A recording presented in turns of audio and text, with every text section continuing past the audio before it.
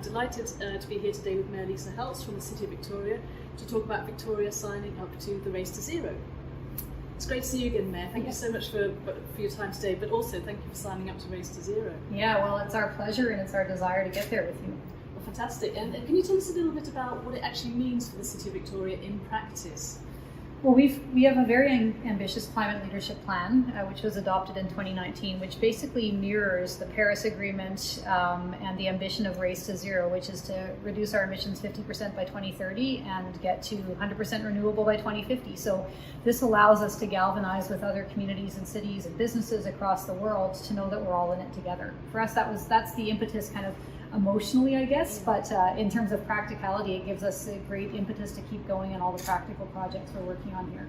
Why do you think that impetus is important? Because I mean, you already have a very ambitious climate change plan, and we've spoken about this in the past. But why do you think it's important to join a community of others that are looking to do the same thing? All the solutions needed to combat climate change are out there. They are out there, they're out there in cities one at a time, but we don't have the ability to scale up when we work separately, and Race to Zero allows us to work together and to scale up more quickly. I think that's the real potential, is that organic kind of the weaving together of different ideas and different actions from cities across the world will allow us to go further more quickly, I think. And perhaps you could say a little bit about this. It's not just signing a pledge, there's so much more about Race to Zero. Can you tell us a little bit about what it actually practically means for a city like Victoria? Well, what it practically means is reducing emissions and preparing for adaptation. It's those two things. And so it means that we're going to continue to build out our bike network, which when it's all finished will reduce emissions 10,000 tons per year, just with people riding bikes. It means we're going to continue to build out rapid transit.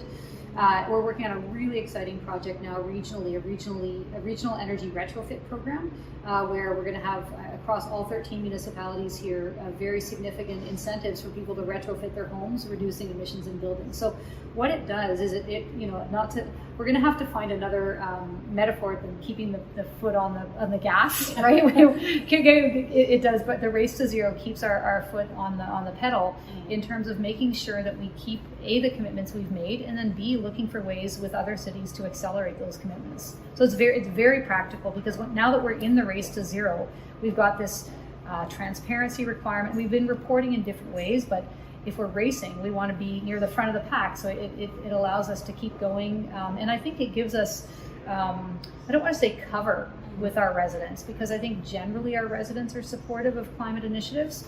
But if there's no room to slow down when you're in a race. And so I think that's the other practical application. It allows us to have a bit more kind of international oomph to some of the work we're doing here.